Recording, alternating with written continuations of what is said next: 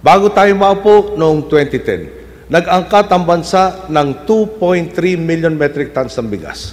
1.3 million metric tons lamang ang kailangan nating angkatin, ngunit pinasobrahan pa nila ito ng 1 milyong tonelada. Dahil nga sobra-sobra ang inangkat, kinailangan pa natin gumastos muli sa mga bodegang pagtatambakan lang naman ng barko-barkong bigas. Ilang taon bang walang saysay na pinasobrahan ang bigas na inaangkat?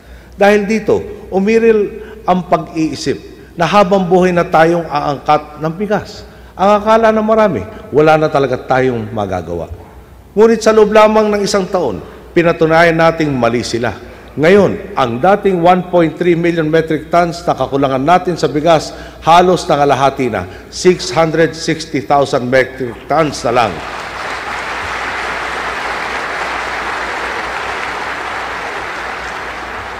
Metric tons na lang po ang kailangan nating angkatin.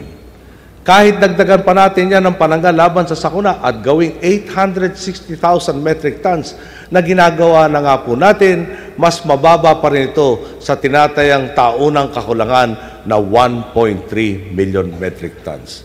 At hindi po buenas lang ang nangyaring pag-angat ng ating rice productivity.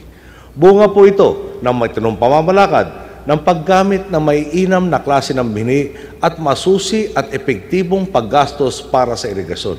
Nito nga pong nakaraang taon, 11,611 bagong ektarya ng bukirin ang napatubigan natin.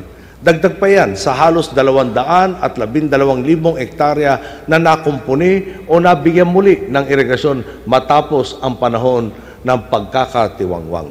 Ang resulta, umangat ng 15.66% ang ani nating palay noong nakaraang taon.